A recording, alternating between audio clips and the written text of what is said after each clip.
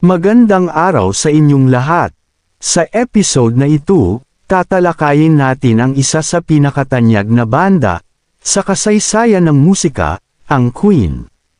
Mula sa kanilang maagang buhay, hanggang sa kanilang matagumpay na karera, ating tuklasin ang kwento nila, dito lamang sa Pinoy Wisdom.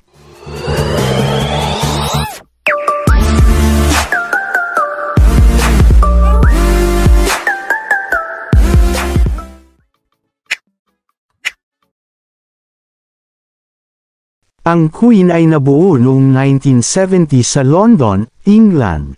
Ang orihinal na mga miyembro ng banda ay sina Freddie Mercury, Brian May, Roger Taylor, at John Deacon.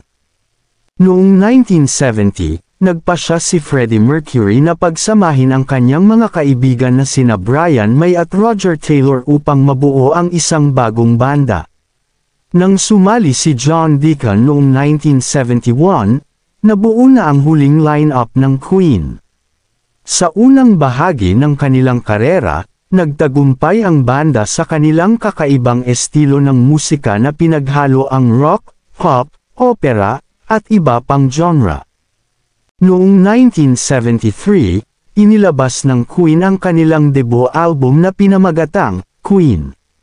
Bagamat hindi ito agad sumikat, napansin ito ng mga kritiko dahil sa kanilang kakaibang tunog at estilo.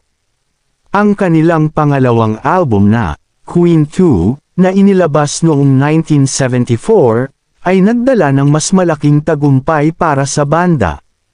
Ngunit ang kanilang pangatlong album na Sheer Heart Attack, na naglabas ng hit single na Killer Queen, ang nagdala sa kanila sa internasyonal na kasikatan. Simula noong mid-1970s hanggang sa early 1980s, sunod-sunod ang tagumpay ng Queen. Ang kanilang mga concerts ay dinudumog ng libu-libong tao at kilala sila sa kanilang dynamic at energetic performances, lalo na si Freddie Mercury na talagang isang natural performer. Noong 1986, nagsimulang lumabas ang mga balita tungkol sa kalusugan ni Freddie Mercury. Noong 1987, nakumpirma niyang siya ay may AIDS. Sa kabila ng kanyang kalagayan, patuloy siyang nagtrabaho kasama ang Queen at naglabas pa ng ilang album. Noong Nobyembre 24, 1991, pumanaw si Freddie Mercury sa edad na 45 dahil sa komplikasyon sa AIDS. Ang kanyang pagpanaw ay isang malaking dagok hindi lamang sa banda kundi pati na rin sa buong mundo ng musika. Matapos ang pagpanaw ni Freddie Mercury, nagpatuloy pa rin ang Queen sa paggawa ng musika at pagtatanghal.